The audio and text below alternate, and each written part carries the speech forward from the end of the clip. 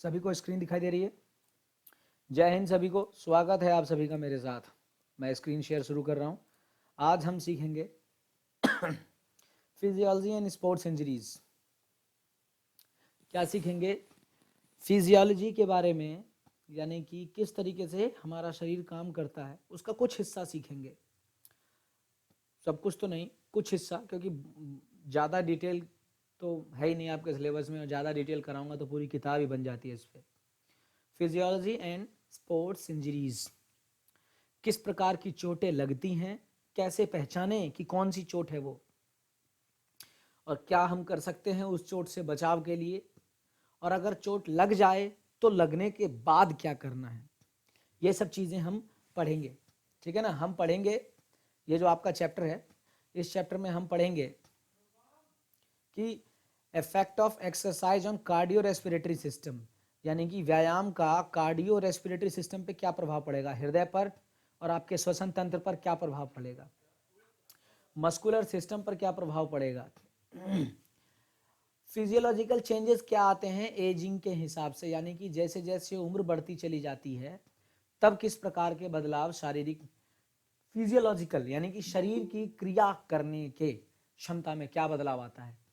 हमें पढ़ना है स्पोर्ट्स इंजरीज, मतलब स्पोर्ट्स इंजरीज को कैसे डिवाइड करते हैं। सॉफ्ट टिश्यू इंजरी में क्या क्या आता है, हार्ड टिश्यू इंजरी में क्या क्या आता है, और फर्स्ट एड के बारे में जानेंगे। फर्स्ट एड का एम क्या है, ऑब्जेक्टिव क्या है, मतलब क्या उसके उद्देश्य हैं, क्या उसके कारक हैं, मतलब कैसे हम फर्स्ट एड करें, क्या करें, ठीक है ना। इतना तो दिमाग में डल गया कि ये पढ़ना है हमें। Is that clear? Yes sir. ठीक है क्या?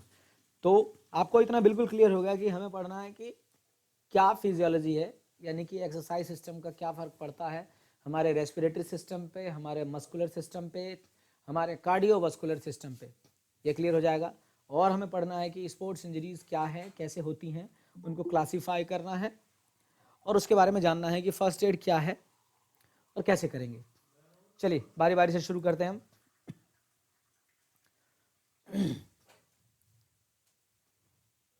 ठीक है। Physiological factors determining components of physical fitness, यानी कि कौन कौन से फिजियोलॉजिकल फैक्टर्स हैं जो कि किसी व्यक्ति के फिजिकल फिटनेस को डिटरमाइन करते हैं।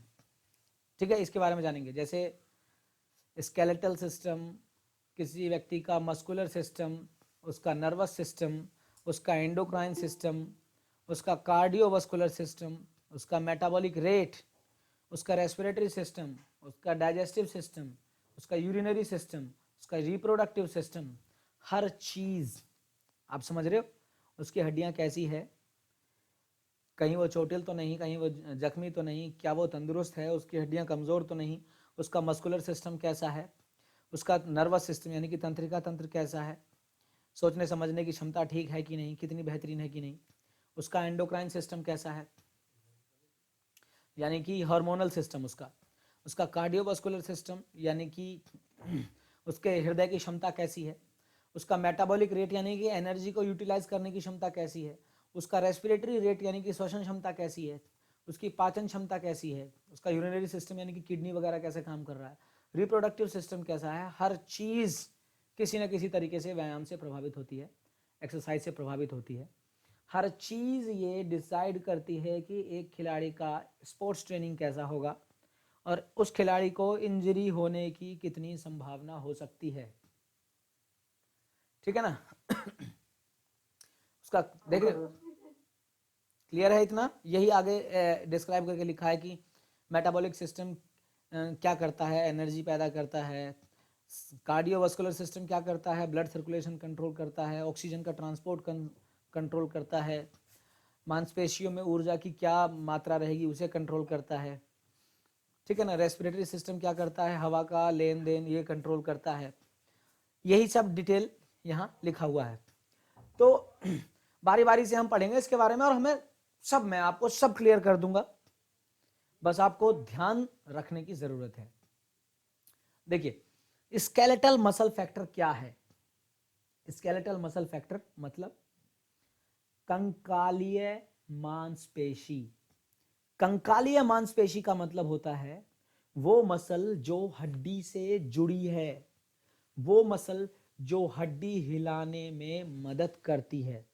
मैं हाथ पांव हिला पा रहा हूं, ये मैं देख रहे हो आप, हाथ पांव हिला पा रहा हूं, चलता फिरता, उठना बैठना, सोना, जो भी है, ये सभी क्या है? ये सभी कंकालीय मांसपेशियों का कमाल है, यानी कि स्केलेटल मसल का कमाल है, क्योंकि ये सारी मांसपेशी मेरी हड्डियों से जुड़ी है। और शरीर के अंदर भी मसल्स होती हैं, इनवॉलंटरी मसल्स, जिसको हम स्मूथ मसल्स कहते हैं, जैसे हमारा स्टमक है, इंटेस्टाइन वगैरह है, वो हमारी हड्डियों को हिलाने डुलाने काम नहीं करती, तो उसकी बात नहीं कर रहे। हम बात कर रहे हैं सिर्फ और सिर्फ स्केलेटल मसल फैक्टर की। स्केलेटल मसल में आपको बता चुका हूं, हमारे शरीर में स्लो ट्विच फाइबर होता है, जिसको हम टाइप 1 फाइबर कहते हैं, या फिर फास्ट ट्विच फाइबर होता है, जिसको हम टाइप 2 फाइबर कहते हैं, समझे? ज्यादातर लोगों में मिक्स होता है फास्ट और स्लो दोनों का, बस यह है कि किसी में फास्ट ज्यादा, किसी में स्लो ज्यादा, पर होता दोनों ही है ना? मतलब हर व्यक्ति में ये दोनों मसल फाइबर होंगे। ऐसा मत सोचना कि किसी में सिर्फ स्लो है, किसी में सिर्फ फास्ट, ना, हर व्यक्ति में दोनों मसल फाइबर होते हैं, बस किसी में स्लो ज्यादा तो किसी में फास्ट ज्यादा, और उसी के अकॉर्डिंग उसकी क्षमता होती है। बताया था ना मैंने आप लोगों को फास्ट ट्विच मसल फाइबर और स्लो ट्विच मसल फाइबर के बारे में, बोलो, बताया था कि नहीं? हाँ, अब जो पढ़ ही नहीं रहा, जो क्लास जुड़ ही नहीं रहा ना, जो वीडियो से पढ़ रहा है, तो उसका तो ऊपर वाला मालिक है। तो ये मसल फाइबर्स जेनेटिक्स पे डिपेंड करते हैं, हार्मोन्स पे और एक्सरसाइज करने की हैबिट पे, सबसे ज्यादा जेनेटिक्स पे। बाकी आप व्यायाम करके थोड़ा बहुत इन्हें बढ़ा घटा सकते हो, बाकी और कुछ नहीं कर सकते, ठीक है ना? तो यही मसल फाइबर एक व्यक्ति का स्ट्रेंथ, उसका एंडोरेंस, उसकी स्पीड, परफॉर्मेंस डिसाइड करते हैं, समझे? तो स्केलेटल मसल के पास 4 प्रॉपर्टी होती है, ध्यान देना। कॉन्ट्रैक्टिलिटी यानी सिकुड़ने की क्षमता, एक्साइटेबिलिटी यानी कि फैलने की क्षमता, एक्सटेंसिबिलिटी और इलास्टिसिटी। एक्साइट, देखो, कॉन्ट्रैक्टिलिटी का मतलब होता है सिकुड़ना, एक्साइटेबिलिटी का मतलब उत्तेजित होकर के काम करना, एक्सटेंसिबिलिटी का मतलब फैलना, फैलने का मतलब, अब आप सोचो, इलास्टिसिटी और एक्सटेंसिबिलिटी दोनों में अंतर है। इलास्टिसिटी का मतलब है कि अपनी रेंज से भी ज्यादा जा पाना, और एक्सटेंसिबिलिटी अपनी रेंज में, जैसे मैं ऐसे करूंगा तो मेरे बाइसेप्स सिकुड़ेंगे, ये होगा कॉन्ट्रैक्टिबिलिटी, और ऐसे करूंगा तो मेरे बाइसेप्स नॉर्मल कंडीशन में आ गए, दैट इज एक्सटेंसिबिलिटी, फैलना। और लिमिट से ज्यादा, अब ये तो हिंज जॉइंट है, कोहनी, लिमिट से ज्यादा जा नहीं सकती, लेकिन जो लिमिट से ज्यादा जा सकता है, ये जा सकता है, जो लिमिट से ज्यादा जा सकता है, वहां पर इलास्टिसिटी, ठीक है ना?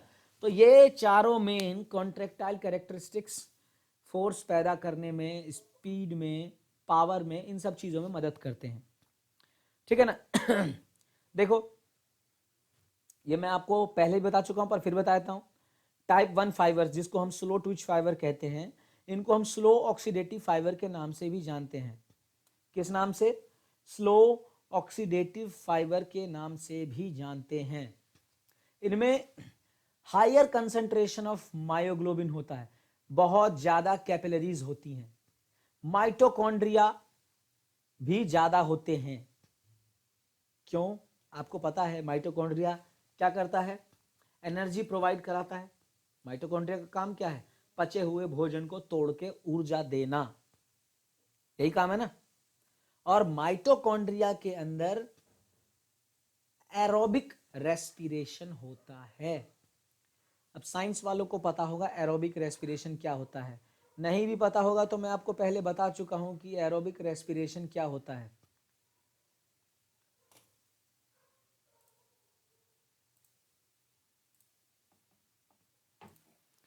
तो ठीक है, क्या बताया मैंने आपको? देखो, यहीं से समझ लो, यहीं से याद करा देता हूं मैं। स्लो ट्विच फाइबर मतलब धीरे धीरे काम करेंगे, यही है ना? और लंबे समय तक काम करेंगे। क्लियर है? बोलो, बोल के बताओ, क्या मतलब है इसका? स्लो ट्विच फाइबर का क्या मतलब है? इसका धीरे धीरे काम करेंगे पर लंबे समय तक काम करेंगे। और लंबे समय तक काम करने का मतलब है कि वो व्यक्ति ऑक्सीडेटिव चरण में रहेगा, ऑक्सीडेटिव फेज में। ऑक्सीडेटिव का मतलब है कि वो एरोबिक रेस्पिरेशन कर रहा होगा। कौन सा रेस्पिरेशन? एरोबिक रेस्पिरेशन कर रहा होगा। एरोबिक मतलब? एरोबिक मतलब बताओ, कोई तुम में से बताओ, एरोबिक मतलब बोलो बोलो। एरोबिक मतलब ऑक्सीजन की मौजूदगी में। अब सोचो कैसे मजा आएगा एक मास्टर को पढ़ाने में, जब मैं पिछले चैप्टर में भी तुमको ये बात बता चुका हूं, लेकिन तुम में से किसी ने उसको याद करने की कोशिश नहीं की। घंटे के लिए बैठे हो यहाँ पर तुम लोग। ये मत सोचो कि मैं हाजिरी लगा दूंगा तो बात बन जाएगी ना, पढ़ना भी तो होगा। कौन पास करा देगा तुम्हें? मैं अभी स्पोर्ट्स ट्रेनिंग वाले चैप्टर में बताया था आपको, मैंने इंट्रोड्यूस कराया था आपको एरोबिक रेस्पिरेशन से, फिर भी याद नहीं है। एरोबिक रेस्पिरेशन मतलब वो जो भरपूर ऑक्सीजन की मौजूदगी में हो। तो स्लो ट्विच फाइबर्स, इनमें कैपिलरीज ज़्यादा होते हैं, इनमें मायोग्लोबिन भी बहुत ज़्यादा होता है, माइट्रोकॉन्ड्रियल एंजाइम ज़्यादा होते हैं, समझे? और ये एरोबिक एक्टिविटी कराते हैं, ये आसानी से थकते नहीं हैं। अधिक मात्रा में कैपिलरीज होने के कारण, समझ रहे हो ना, अधिक मात्रा में कैपिलरीज होने के कारण इन फाइबर्स का इन फाइबर्स का कलर लाल हो जाता है, लाल, और इनमें ब्लड का सप्लाई बहुत अधिक होता है, समझे? इस प्रकार के फाइबर्स का कॉन्ट्रैक्शन धीरे धीरे होता है, लेकिन बड़े लंबे समय तक ये बिना थके काम करते रहते हैं, समझे? लार्ज अमाउंट ऑफ एनर्जी पैदा करते हैं, लेकिन धीरे धीरे, लंबे समय तक काम कर रहे हैं, मतलब धीरे धीरे ऊर्जा खर्च करते हैं, पैदा करते हैं, पर लंबे समय तक। इसीलिए स्लो ट्विच फाइबर्स लंबी दूरी की दौड़ने में, तैरने में, साइकिलिंग वगैरह करने में मदद करते हैं। जो टाइप 2 फाइबर्स होते हैं, टाइप 2 फाइबर्स, इनको हम फास्ट ट्विच फाइबर्स कहते हैं, या फिर इनको फास्ट ग्लाइकोलिटिक फाइबर्स भी कहते हैं। इनमें ग्लाइकोलिटिक एंजाइम्स होते हैं बहुत अच्छी मात्रा में, अधिक मात्रा में। ये एनारोबिक एक्टिविटी, यानी कि वो एक्टिविटी जिसमें रफ्तार बहुत ज्यादा हो, ये एक्टिविटी बहुत थोड़े समय के लिए होती है। रफ्तार ज्यादा मतलब आप ऑक्सीजन पे काम नहीं कर पाओगे अच्छे से, आपका शरीर कम ऑक्सीजन में, बहुत ना के बराबर ऑक्सीजन में काम करने लगेगा। ये मत कह देना बिना ऑक्सीजन के, ना, बहुत ही कम और ना के बराबर ऑक्सीजन में काम करने लगेगा ये। इनमें माइटोकॉन्ड्रिया की मात्रा काफ़ी कम होती है, इसीलिए इनकी एरोबिक कैपेसिटी कम होती है, ये आसानी से थक जाते हैं। इनमें देखो, do not require blood supply to produce energy, इनको ऊर्जा उत्पन्न करने के लिए ब्लड सप्लाई अधिक नहीं चाहिए होता, ऑक्सीजन अधिक चाहिए ही नहीं होता। और ऑक्सीजन का मतलब ब्लड सप्लाई, ब्लड सप्लाई अधिक कब चाहिए? जब ऑक्सीजन ज़्यादा चाहिए, ऑक्सीजन ज़्यादा तो ब्लड सप्लाई भी कम रहता है इसमें, इसीलिए इनका कलर हल्का होता है स्लो ट्विच फाइबर्स के मुकाबले, और इसी को हम कहते हैं वाइट मसल फाइबर। ये फाइबर्स बहुत तेजी से कॉन्ट्रैक्शन करते हैं, लेकिन तेजी से थक भी जाते हैं, बहुत अधिक ऊर्जा खर्च करते हैं, समझे? और एनर्जी थोड़ी बनाते हैं, पर तेजी से बनाते हैं, याद रखना, थोड़ी एनर्जी बनाते हैं पर तेजी से बनाते हैं। ये किस में मदद करते हैं? कूदने में, फेंकने में, 100 मीटर 200 मीटर की दौड़ में मदद करते हैं। तो इसीलिए मसल फाइबर्स स्पोर्ट्स में बहुत बहुत महत्वपूर्ण भूमिका निभाते हैं, समझे? और बाकी मैं आपको बता ही चुका हूं, देखो, लंबी दूरी वाले खिलाड़ियों के पास स्लो ट्विच फाइबर्स ज़्यादा होगा, फास्ट ट्विच फाइबर्स कम होगा। जो स्प्रिंटर्स हैं उनमें स्लो ट्विच फाइबर्स कम होगा और फास्ट ट्विच ज़्यादा होगा। और जो एथलीट्स नहीं हैं, जो नॉर्मल व्यक्ति हैं, उनके अंदर लगभग लगभग बराबर बराबर मात्रा में दोनों होते हैं, समझे? अब देखो, ये इस हिसाब से कहा गया है जो खिलाड़ी बन चुके हैं। पर अगर मैं अपने से और आप लोगों से आपस में तुलना करूं, मान के चलते हैं हम यहाँ 10 लोग बैठे हैं और 10 के 10 खिलाड़ी नहीं हैं, तो ऐसा नहीं है कि हम 10 के 10 के अंदर स्लो ट्विच और फास्ट ट्विच बराबर मात्रा में होंगे, नहीं, किसी में फास्ट ज़्यादा होगा, किसी में स्लो ज़्यादा होगा, ये होगा ही होगा। बस ये है कि ट्रेनिंग करके थोड़ा बहुत हम और उसे विकसित कर सकते हैं, इसीलिए तो स्पोर्ट्स ट्रेनिंग करते हैं। ट्रेनिंग क्यों करते हैं? इसीलिए तो करते हैं ताकि मसल्स फाइबर्स विकसित हो सकें, जो जिसके अंदर ज़्यादा है। अगर किसी के अंदर स्लो ज़्यादा है तो वो उसको थोड़ा और विकसित कर पाता है ट्रेनिंग से। किसी के अंदर फास्ट ज़्यादा है तो वो उसको थोड़ा और विकसित कर पाता है ट्रेनिंग से, ठीक है ना। अब किसी के अंदर देखो, ये लंबी दूरी वालों को देखो, इनके अंदर स्लो फाइबर्स कम है, तो ये ट्रेनिंग करेंगे तो इनके ये फास्ट फाइबर्स कम है, तो ट्रेनिंग करेंगे तो ये फास्ट फाइबर्स बढ़ेगा इनमें, पर बहुत ही थोड़ा, लिटिल लिटिल, समझे। ऐसे ही स्प्रिंटर्स के अंदर देखो, स्प्रिंटर्स के अंदर स्लो ट्विच फाइबर्स कम है, अगर ये लंबा लंबा दौड़ दौड़ के ट्रेनिंग करने भी लगे तो इनके अंदर भी बढ़ेगा, पर बहुत लिटिल लिटिल बढ़ेगा, क्योंकि इनके अंदर यही डोमिनेंट है, कुदरती देन इनकी यही है। अब देखो एनर्जी प्रोडक्शन फैक्टर, एनर्जी आप जानते हो हमारे शरीर में सेल्यूलर रेस्पिरेशन एक प्रक्रिया है जिसमें एनर्जी पैदा होती है।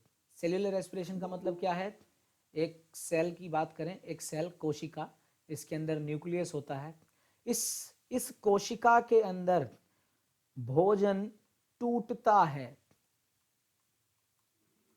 अब कोशिका में दो चीजें होती हैं, कोशिका में एक तो होता है माइटोकॉन्ड्रिया,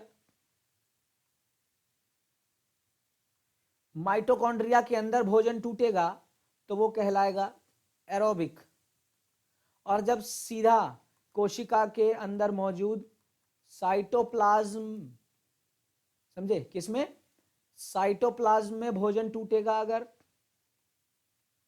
तो वो कहलाएगा अनाएरोबिक, समझे। तो देखो इससे समझो क्या है ये मेटाबॉलिज्म क्या होता है। मेटाबॉलिज्म का मतलब होता है ऊर्जा खर्च करने की प्रक्रिया। मैं बहुत ही आसान शब्दों में आपको समझाऊं, एक व्यक्ति को जिंदा रहने के लिए उसका शरीर जो ऊर्जा खर्च करता है उसको हम कहते हैं मेटाबॉलिज्म। जिंदा रहने के लिए उसका शरीर जो ऊर्जा खर्च करता है उसको बोलते हैं मेटाबॉलिज्म। BMR होता है ना, बेसिक मेटाबॉलिक रेट, पढ़ा ही होगा आप लोगों ने BMR के बारे में, बेसिक मेटाबॉलिक रेट। तो BMR का मतलब है सिर्फ जिंदा रहने के लिए, सिर्फ जिंदा रहने के लिए आपका शरीर जो ऊर्जा खर्च करता है उसे हम कहते हैं BMR। बाकी तो अब जैसी जरूरत उसके हिसाब से शरीर ऊर्जा खर्च करता रहता है, तो उसको हम बोलते हैं मेटाबॉलिक रेट हाई होना, मेटाबॉलिक रेट लो होना। जो दुबले पतले सूखे से व्यक्ति होते हैं उनका मेटाबॉलिक रेट बहुत हाई होता है, उनका शरीर नॉर्मली ही इतनी ऊर्जा खर्च करता रहता है कि वो पतले रहते हैं। कहते हैं भाई तू खाता बहुत है, तेरे को तो लगता ही नहीं, कहाँ जाता है, तेरे शरीर में कुछ समझ नहीं आ रहा। इसका मतलब उसका मेटाबॉलिक रेट बहुत हाई है। जिसका मेटाबॉलिक रेट लो होता है वो सूखा सा रहता है, ओ सॉरी, वो मोटा मोटा हो जाता है वो जल्दी, क्योंकि उसका शरीर ऊर्जा ज़्यादा खर्च नहीं करता, उसका शरीर ऊर्जा को स्टोर रखता है। आमतौर पर पुरुषों का मेटाबॉलिक रेट हाई होता है, वो ज़्यादा ऊर्जा खर्च करते हैं। महिलाओं का मेटाबॉलिक रेट लो रहता है, वो कम ऊर्जा खर्च करते हैं। उनके शरीर की बनावट भी ऐसी है कि कम ऊर्जा खर्च होना चाहिए, तो उनके शरीर में एनर्जी ज़्यादा स्टोर रहती है। मेटाबॉलिज्म कभी भी पूरा नहीं होता इन दोनों के बगैर, एनाबॉलिज्म और कैटाबॉलिज्म के बगैर। कैटाबॉलिज्म का मतलब होता है टूटना। क्या मतलब होता है, टूटना। यानी कि कैटाबॉलिज्म हमारे शरीर में पहले होता है, पहले कैटाबॉलिज्म। आप एक्सरसाइज करोगे, जिम में जाके डंबल उठाओगे, सुबह शाम दौड़ भाग करोगे, मेहनत करोगे, तो आपके शरीर में मांसपेशी टूटेगी, दैट इज कैटाबॉलिज्म। भोजन टूटेगा, दैट इज कैटाबॉलिज्म। और जब टूटता है तो कैटाबॉलिज्म कहलाता है। लेकिन जब टूटे हुए को ठीक किया जाए, उसको भरपाई की जाए, तब उसको कहते हैं एनाबॉलिज्म। समझे, कैटाबॉलिज्म मतलब टूटना और एनाबॉलिज्म मतलब निर्माण करना, समझे। एनाबॉलिज्म मतलब निर्माण करना। देखो लिखा है process of energy use to build tissues and protein. Gym में जाके शरीर नहीं बनता, जिम जाके लोग डंबल उठाते हैं, ग्राउंड में जाके ट्रेनिंग करते हैं तो वहां से शरीर नहीं बनता। वहां लोग जाके जब ट्रेनिंग करते हैं तो अपनी मांसपेशियों को तोड़ते हैं। जितनी ट्रेनिंग करोगे 100, 200, 1000, 2000, 10,000 मांसपेशियों को तोड़ोगे, मसल फाइबर्स टूटती हैं। यानी कि पहले कैटाबॉलिज्म होता है, उसके बाद घर आओगे, आराम करोगे, अच्छी खुराक लोगे प्रोटीन वाली, तो फिर उन टूटी हुई मांसपेशियों का भरपाई किया जाता है। अगर 1000 टूटी हैं तो 1000 की जगह 1100, 1200 का नया निर्माण होगा। फिर अगले दिन ट्रेनिंग करोगे, फिर तोड़ोगे, फिर खुराक लोगे, फिर पहले से ज़्यादा मांसपेशी का निर्माण होगा। ऐसे ही करके थोड़ा थोड़ा थोड़ा थोड़ा थोड़ा थोड़ा थोड़ा थोड़ा कर करके साइज बढ़ता है। ऐसे ही नहीं 16 के बाइसेप्स 18 के या 20 के हो जाते हैं, या 12 का 20 हो जाता है, ऐसे नहीं होता। थोड़ा थोड़ा करके हम ट्रेनिंग करते हैं, मसल्स टूटते हैं, फिर खुराक लेते हैं तो नए का निर्माण होता है। सूखी हड्डियां घिसने से हड्डियां खराब हो जाती हैं, सब बर्बाद हो जाता है। खाली ट्रेनिंग करो, रेस्ट और खुराक ना लो, सब बर्बाद हो जाएगा। तो कैटाबॉलिज्म, उसके बाद एनाबॉलिज्म, और दोनों को मिला के बनता है मेटाबॉलिज्म। यानी कि कैटाबॉलिज्म प्लस एनाबॉलिज्म दोनों को मिला के बना मेटाबॉलिज्म। ठीक है। तो जब कभी भी ट्रेनिंग करते हैं तो कार्बोहाइड्रेट्स क्या काम करता है, ये काम करता है फ्यूल की तरह, works as fuel for short duration exercise. छोटी समय की, मतलब थोड़ी देर की एक्सरसाइज हो, मिनट 2 मिनट, उससे पहले पहले तो कार्बोहाइड्रेट फ्यूल की तरह काम करता है। 10 मिनट तक भी कार्बोहाइड्रेट है, फिर जैसे जैसे आपके शरीर में कार्बोहाइड्रेट खत्म होने लगेगा, फिर आपका शरीर फैट पे चला जाएगा और फैट को तोड़ेगा। इसीलिए कहते हैं अगर आपको अपने शरीर का फैट तोड़ना है, फैट कम करना है, तो एक्सरसाइज कम से कम 20 मिनट तक करनी होगी। जब आपका एक्सरसाइज 20 मिनट से ऊपर जाएगा ना, 25 मिनट, 30 मिनट, 40 मिनट, 1 घंटा, तो आपके शरीर से फैट कम होगा, क्योंकि लगभग 20 मिनट तक आपका शरीर कार्ब्स के, यानी कि कार्बोहाइड्रेट के सोर्स पे काम करता रहता है। इसीलिए 20 मिनट से ज़्यादा काम करेंगे जब ही कुछ बात बनेगी। ठीक है ना, लिखा है देखो, fats are utilise for long duration exercise and proteins contribute a small but important portion of nourishment. यानी कि प्रोटीन का भी योगदान है, पर प्रोटीन तो बस शरीर में हुए तोड़फोड़ की भरपाई करने का काम करता है। तो हमारे शरीर में 3 एनर्जी सिस्टम काम करते हैं, ATP PC system, anaerobic system और एरोबिक सिस्टम। याद रखना, ATP PC system, anaerobic system, aerobic system. कौन कौन से? ATP PC, anaerobic, aerobic. कौन कौन से?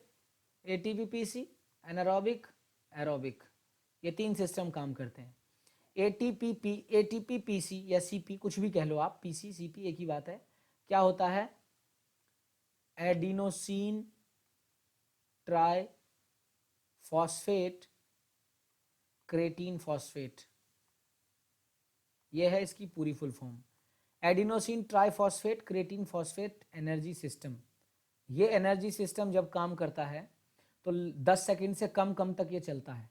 अगर आप कोई भी एक्सरसाइज कर रहे हो, 100 मीटर की दौड़ 10 सेकंड में पूरी हो जा रही है, इसका मतलब है एटीपी पीसी सिस्टम काम कर रहा है। अचानक से खड़े हो गए और 10-20 घूसे 50 घूसे कहीं मारने लगे आप, एटीपी पीसी सिस्टम काम करेगा। ठीक है। तो ये बहुत छोटे समय के लिए होता है, लेकिन बहुत ही तेजी से, बहुत ही तेजी से किया जाता है। जैसे jump, throw, sprint, weight lifting, power lifting, ये सब झटके से पावर जहां लगे, सारा एटीपी पीसी सिस्टम पे काम करता है। देखो इसमें क्या है, क्रेटीन फॉस्फेट। इसीलिए तो जो खिलाड़ी होते हैं वो क्रेटीन का प्रयोग करते हैं। क्रेटीन, पाउडर्ड क्रेटीन शरीर में जमा करते हैं। उससे क्या होता है, वो क्रेटीन शरीर में जब जमा रहता है तो वो जो झटकेदार पावर है ना, बर्स्ट ऑफ एनर्जी, धमाकेदार एनर्जी, वो 10 सेकंड से ज़्यादा भी चल पाती है, क्योंकि क्रेटीन फॉस्फेट उनके शरीर में ज़रूरत से ज़्यादा वो लोड कर चुके होते हैं। हमारी खुराक से भी क्रेटिन फॉस्फेट आता है, पर अगर सिर्फ क्रेटिन फॉस्फेट का ही सप्लीमेंट शरीर में जा रहा है तो, लेकिन वही बात है, अगर बहुत ज़्यादा ओवरलोड करते हो क्रेटिन फॉस्फेट तो वो यूरिनरी सिस्टम को दिक्कत करता है, इसलिए ओवर भी नहीं करना चाहिए। फिर इसके बाद है एनारोबिक सिस्टम। एनारोबिक सिस्टम लगभग मतलब 10 सेकंड से 2 मिनट के आसपास तक आपको एनर्जी प्रोवाइड करता है। जैसे 200 मीटर की दौड़, 400 मीटर की दौड़ आदि में ये काम करता है। हाँ भाई, ये दोनों कौन है? प्रतीक और नीरज। यहाँ क्या क्या बोलो, छोड़, छुट्टी का टाइम था। ठीक है ना। तो देखो 10 सेकंड से कम, ये हो गया आपका एटीपी पीसी सिस्टम। फिर 10 सेकंड से 2 मिनट तक, ये हो गया आपका एनारोबिक सिस्टम।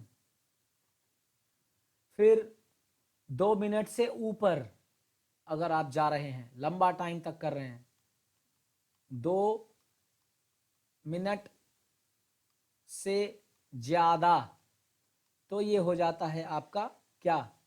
तो ये हो जाता है आपका एरोबिक सिस्टम। समझे?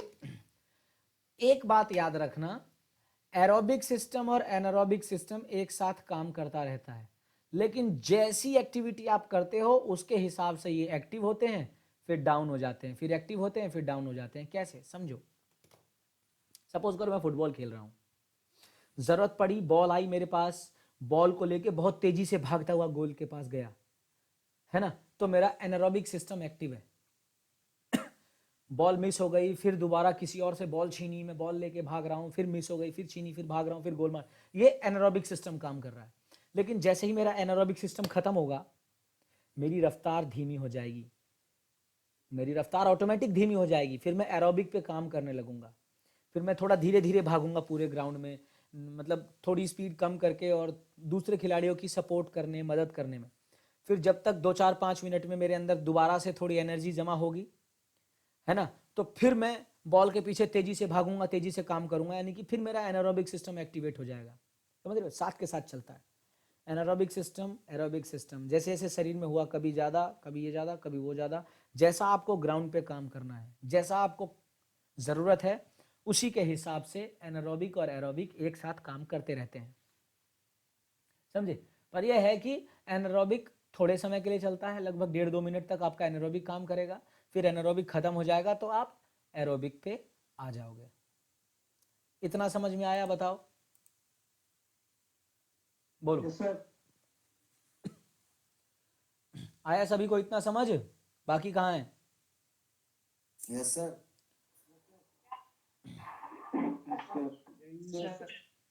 ठीक है, अगर इतना समझ में आया, अगर कोई भी दिक्कत लगे तो, इसीलिए मैं साथ के साथ रिकॉर्ड करता हूँ, कोई भी दिक्कत लगे दोबारा से देख लो और उसे याद करो, दोहराओ। अरे ये तो वो चीजें हैं जो आपको डेली लाइफ में भी पता होना चाहिए भाई, जाने क्यों भागते हो सर इससे। कैरेटिन किस काम आता है? हाँ, कैरेटिन किस काम आता है? अभी तो बताया, एटीपी पीसी सिस्टम अगर आपको तेज करना हो, आपको यानी कि बहुत तेजी से और झटके से काम करने की क्षमता बढ़ाना चाहते हो, तो यस सर। क्रिएटिन आपके मदद करेगा। लेकिन लोगों को पता नहीं होती, वो ओवरडोज करते हैं, ओवरडोज करने पर ये क्रिएटिनिन पैदा करता है अधिक मात्रा में, जिससे किडनी में स्टोन बनने की संभावना बन जाती है, इसलिए अच्छा, ये ओवरडोज। कैरेटिन बाल बढ़ाने के लिए भी होता है, वही है क्या? नहीं, वो क्रिएटिन होता है, ये ओ। क्रेटीन है, वो क्रिएटिन होता है, यस सर। KERATIN, बालों में पाया जाने वाला प्रोटीन, वो अलग है। और सर जैसे मसल्स के मसल्स को तोड़ते हैं, वैसे हमारी बॉडी के जो बोन्स है, चाहे स्कल है, हम्म, हम उसमें भी तो माइक्रो फ्रैक्चर क्रिएट करके उसको और हार्ड कर सकते हैं। कर सकते हैं, प्रोटीन तो चाहिए। यस सर, वो उसकी डाइट भी होती है। जैसा सॉलिड में करवाते हैं ना कि उनकी बॉडी हार्ड कैसे होती है, हाँ, माइक्रो कर फ्रैक्चर सकते तोड़ हैं, तोड़ के। कर सकते हैं, पर स्कल में मत कर लेना इस काम को, ऐसी हड्डियों में मत कर लेना जहां पर रीजनरेशन सबसे कम हो। करते हैं, यस सर, एक्सपर्ट के साथ करना होता है। हाँ करते हैं, पर नाजुक हड्डियों पे बहुत हल्का हल्का, हाथ पैर लात घूंसे में ज़्यादा कर सकते हो आप, क्योंकि वहाँ पर हड्डियाँ मजबूत होती हैं और इसमें कोई इतना खतरा भी नहीं रहता। खोपड़ी वाली में ज़्यादा खतरा रहता है, पता चला आँखों का सॉकेट हिल गया, ये आँख भी निकल गई, इधर ही आ गई। हाँ। चलो अगला हमें पढ़ना है cardio respiratory factor. Cardio respiratory factor क्या होता है? कार्डियो मतलब हृदय और रेस्पिरेटरी मतलब सांस लेने की क्षमता वाला फैक्टर। वो फैक्टर जो रेस्पिरेटरी सिस्टम और कार्डियोवास्कुलर सिस्टम दोनों के कॉम्बिनेशन पे काम करता है। देखो दोनों मिलके काम करते हैं। देखो रेस्पिरेशन जब होता है तो बाहर से हम ऑक्सीजन खींचते हैं, अंदर अधिक मात्रा में खींचते तो सारी हवा है पर ऑक्सीजन अधिक रहता है। फिर वो ऑक्सीजन हमारे खून में जाता है और खून के जरिए वो शरीर के हर उस हिस्से तक पहुंचता है जहां जरूरत है, सिर से लेके पैर तक। बल्कि आंखें भी झपक रही हैं तो पुतलियों को ऑक्सीजन चाहिए काम करने के लिए। हर जगह तक ऑक्सीजन पहुंचता है किसकी मदद से? ब्लड की मदद से। और ब्लड को हर जगह तक कौन पहुंचाता है? हृदय। तो भैया दोनों मिलके काम करते हैं। अगर ज्यादा ऑक्सीजन की जरूरत पड़ी, मतलब पूरे शरीर में तेजी से ऑक्सीजन चाहिए, तो पूरे शरीर में तेजी से blood up down up down up down होगा। और पूरे शरीर में तेजी से ब्लड अप डाउन करने के लिए हृदय को तेज काम करना पड़ेगा, जरूरत से ज्यादा तेज धड़कना पड़ेगा। तो जिसकी जैसी क्षमता, फेफड़ों की भी क्षमता अधिक होनी चाहिए, हृदय की भी क्षमता अधिक होनी चाहिए। दोनों दोनों मिलकर काम करेंगे तो अच्छी मात्रा में न्यूट्रिएंट्स का सप्लाई होगा खून के जरिए, ऑक्सीजन का सप्लाई होगा खून के जरिए, और जितनी जरूरत है एनर्जी की उतना एनर्जी हमें मिल पाएगा। तो देखो सब कुछ अब जो मैंने जो बोल दिया वो सब यहीं लिखा है। देखो क्या दोनों मिलकर ऑक्सीजन ट्रांसपोर्ट करने का काम करते हैं ताकि जरूरत के हिसाब से मेटाबॉलिज्म सुधर सके। ये देखो ये एनर्जी प्रोवाइड करते हैं न्यूरोमस्कुलर सिस्टम को और न्यूरो एंडोक्राइन सिस्टम को, तंत्रिका तंत्र को, दिमाग को, स्पाइनल कॉर्ड को, मांसपेशियों को और एंडोक्राइन सिस्टम को। एक्सरसाइज के समय एनर्जी की डिमांड बढ़ जाती है, इसलिए ऑक्सीजन की डिमांड भी बढ़ जाती है, समझ रहे हो। और डिमांड जो है डिपेंड करती है कि एक्सरसाइज आप कितना तेज कर रहे हैं, कितने लंबे समय तक कर रहे हैं और कैसी आपकी एक्टिविटी है। इन सब को मैच करने के लिए सांस भी तेज हो जाती है और दिल की धड़कन भी।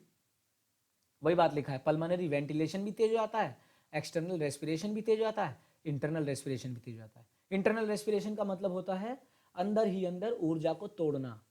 एक्सटर्नल रेस्पिरेशन का मतलब होता है बाहर से सांस लेना तेजी से। और पल्मोनरी वेंटिलेशन का मतलब होता है तेजी से खून का पूरे शरीर में सप्लाई, सब तेज हो जाता है, समझे। तो कार्डियोवास्कुलर सिस्टम सीधा सीधा किस पे निर्भर करता है कि स्केलेटल मसल्स की क्या डिमांड है ऑक्सीजन की। अधिक डिमांड मतलब अधिक कार्डियोवास्कुलर सिस्टम तेज, कम डिमांड मतलब कार्डियोवास्कुलर सिस्टम कम काम करेगा, समझे। तो मैक्सिमम ऑक्सीजन कंजम्पशन जिसको हम बोलते हैं VO2 मैक्स। VO2 मैक्स का मतलब है कि हमारे शरीर में, हमारे मसल्स में ऑक्सीजन की कितनी जरूरत है, अधिक से अधिक कितनी जरूरत है, that is VO2 max. Blood pressure, blood volume, oxygen का डिफ्यूजन, डिफ्यूजन मतलब एक्सचेंज, कार्बन डाइऑक्साइड बाहर निकालना और ऑक्सीजन को एक्सचेंज करना, है ना, diffusion and extraction. Muscle and arterial blood flow, यानी कि मांसपेशियों में कितना खून बह रहा है और हमारी आर्टरीज में कितना खून बह रहा है, ये सभी मिलकर के मतलब ये सभी बढ़ जाते हैं एक्टिविटी के हिसाब से। मैंने आपको बताया था स्पोर्ट्स ट्रेनिंग में कि जब हम ट्रेनिंग करते हैं तो ज़्यादा खून की ज़रूरत इन मांसपेशियों को पड़ती है, हाथ की, चेस्ट की, कंधे की, पैर की। इसीलिए खून का जो सप्लाई है वो इन मांसपेशियों में ज़्यादा होने लगता है और अंदर की मसल्स में जैसे लीवर में, पेनक्रियाज में, स्टमक में, इंटेस्टाइन में, इनमें कम हो जाता है, समझे। हमारा ब्रेन ऑटोमेटिक इनके अंदर ब्लड का सप्लाई कम कर देता है और मसल्स में तेज कर देता है ताकि जरूरत के हिसाब से ये अधिक काम कर सकें, ठीक है कि नहीं। Okay sir. ठीक है, अब देखो physical fitness components determined by physiological factors. Physiological factors किस किस फिजिकल फिटनेस को डिटरमाइन करते हैं, यानी कि निर्धारित करते हैं? हमारी स्ट्रेंथ को, किस किस को? हमारी स्ट्रेंथ को, हमारे एंडोरेंस को, हमारी स्पीड को, हमारी फ्लेक्सिबिलिटी को। इन चार चीज़ों को, स्ट्रेंथ यानी कि हमारी ताकत को, एंडोरेंस यानी कि हमारी सहन शक्ति को, स्पीड यानी कि हमारी रफ्तार को, और फ्लेक्सिबिलिटी यानी कि हमारी लचकता को। इन चारों चीज़ों को डिटरमाइन करता है कौन? इन चारों चीज़ों को डिटरमाइन करता है कौन? हमारा फिजियोलॉजिकल फैक्टर, यानी कि हमारे शरीर के सारे अंग कैसे काम कर रहे हैं। समझे? हमारे शरीर के सारे अंग कैसे काम कर रहे हैं, वो डिटरमाइन करेंगे कि हमारी ताकत कैसी है, हमारा एंडोरेंस कैसा है, हमारा स्पीड कैसा है, हमारी फ्लेक्सिबिलिटी कैसी है। वो डिसाइड करेंगे इन चारों चीज़ों को। ठीक है ना? अब आगे जो बता रहा है वो सब मैं आपको स्पोर्ट्स ट्रेनिंग में बता चुका हूं कि हमारी मैक्सिमम स्ट्रेंथ, हमारी एक्सप्लोजिव स्ट्रेंथ, हमारी स्ट्रेंथ एंडोरेंस, इन सभी चीज़ों की ज़रूरत पड़ती है हमें खेल के दौरान। अलग अलग एक्सरसाइज के दौरान अलग अलग चीज़ों की ज़रूरत पड़ती है। जैसे वेट लिफ्टिंग कर रहे हैं तो, जंप कर रहे हैं तो, स्प्रिंट कर रहे हैं तो, समझ रहे? स्प्रिंट या पावर का कोई भी खेल खेल रहे हैं तो ये सब चीज़ें ज़रूरत पड़ती है हमें। और उस दौरान एटीपी पीसी सिस्टम एक्टिवेट होता है या फिर एनारोबिक सिस्टम एक्टिवेट होता है, क्योंकि इन सभी में एरोबिक का तो कोई काम नहीं। मतलब एरोबिक सिस्टम तो तब ना जब लंबे समय तक काम किया जाए। छोटे के लिए तो एटीपी पीसी और एनारोबिक सिस्टम। ठीक है ना?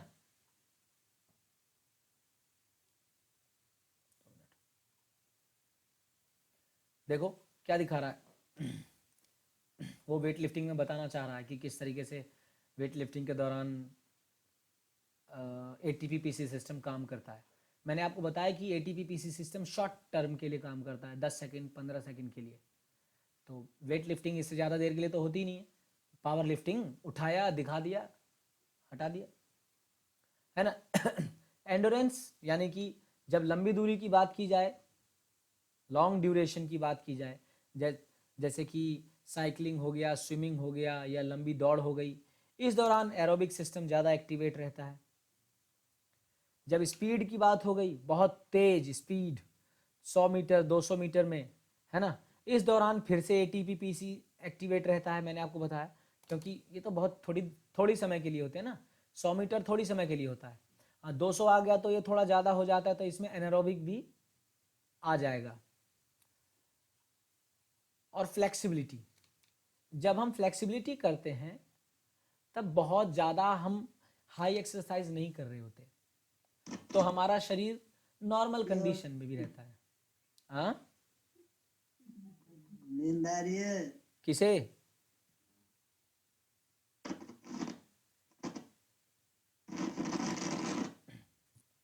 अरे माइक बंद कर अपना।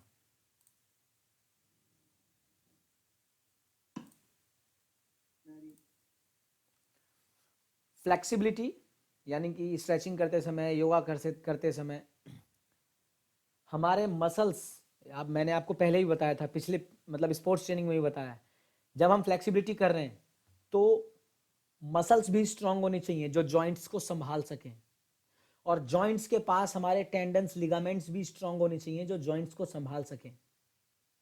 जब ये सभी स्ट्रांग होंगे तभी ही आपकी फ्लेक्सिबिलिटी अच्छी होगी। सोचो ना, तुम पीछे झुक करके और चक्रासन करने लगते हो तो आपके रीढ़ की हड्डी में जो 33 हड्डियां हैं वो जुड़ी हुई जो आपस में, है ना, जिसमें से 26 घूमती हैं, वो हड्डियां, उसको पकड़ने वाले लिगामेंट्स, टेंडन्स, वो सब मजबूत होने चाहिए। तभी तो वो उसको अपनी जगह पर होल्ड करके रखेंगे, तभी तो आपकी फ्लेक्सिबिलिटी अच्छी होगी। उसके आसपास की मांसपेशी मजबूत होनी चाहिए, समझे? तो टेंडन्स, मसल, टेंडन्स, लिगामेंट्स, ये तीनों स्ट्रांग होने चाहिए फ्लेक्सिबिलिटी के लिए, है ना? मसल्स के भी कई ग्रुप हैं, एगोनिस्ट जो काम कर रहा है, एंटागोनिस्ट जो विपरीत है, न्यूट्रलाइजर और स्टेबलाइजर मतलब जो स्टेबल करने का काम करते हैं मांसपेशियों को। यहां तक ही ये नीचे जो बता रहा है एरोबिक और एनारोबिक के बारे में, ये मैं आपको बता चुका हूँ पहले ही। एरोबिक यानी कि लंबी लंबी एक्टिविटीज़, लंबी दूरी की दौड़, जिसको हम शॉर्टकट में कार्डियो भी कहते हैं। कहते हैं ना कि भाई कार्डियो कर रहा था मैं, यानी कि एरोबिक एक्सरसाइज कर रहे थे ऑक्सीजन की मौजूदगी में। और एनारोबिक मतलब वो जो थोड़ी समय के लिए होता है, जिसमें ग्लूकोज बिना या मतलब कम ऑक्सीजन खर्च किए टूटता है ना, विदाउट यूजिंग ऑक्सीजन, है यूं कह लो स्लो ऑक्सीजन। एटीपी की फुल फॉर्म आप जानते ही हो, adenosine triphosphate. ATP PC system के बारे में मैंने आपको बता ही दिया। Phosphate, adenosine triphosphate, creatine phosphate, इसको हम शॉर्टकट में फॉस्फेजन सिस्टम भी कहते हैं, है ना। ये भी एनारोबिक ही होता है एक तरीके का, क्योंकि ये भी ना के बराबर ऑक्सीजन की मौजूदगी में ही काम करता है। मायोग्लोबिन क्या होता है ये जान लो, ये दो चीजें जान लो, फिर हम आज की क्लास फिनिश करेंगे, अगली क्लास में पढ़ेंगे। मायोग्लोबिन क्या होता है? ए रेड आयरन कंटेनिंग प्रोटीन, मतलब वो प्रोटीन जिसमें आयरन की मात्रा होती है, और ये मांसपेशियों में पाया जाता है, सेम टू सेम हीमोग्लोबिन की तरह होता है। क्या तुम में से कोई बता सकता है मायोग्लोबिन ज़्यादा किस में होता है, रेड मसल फाइबर में या वाइट मसल फाइबर में? पढ़ा है मैंने अभी आपको, आज ही पढ़ा है, बताओ कोई बताएगा? रेड मसल फाइबर में ज़्यादा होता है या वाइट में, बताओ बोलो। मायोग्लोबिन रेड मसल फाइबर में ज़्यादा होता है, ठीक है। और माइटोकॉन्ड्रिया तो जानते ही हो आप, इसका काम है एनर्जी प्रोवाइड करना भोजन को तोड़कर, पचे हुए भोजन को तोड़कर, यानी कि ग्लूकोज को, अमीनो एसिड वगैरह को तोड़कर। अगली क्लास में हम कार्डियो रेस्पिरेट मतलब इफेक्ट ऑफ एक्सरसाइज पढ़ेंगे, व्यायाम का क्या क्या प्रभाव पड़ता है वो पढ़ेंगे अगली क्लास में, चाहे वो कल हो चाहे परसों, जैसे भी हो हम पढ़ेंगे कि व्यायाम का क्या इफेक्ट पड़ता है, ठीक है।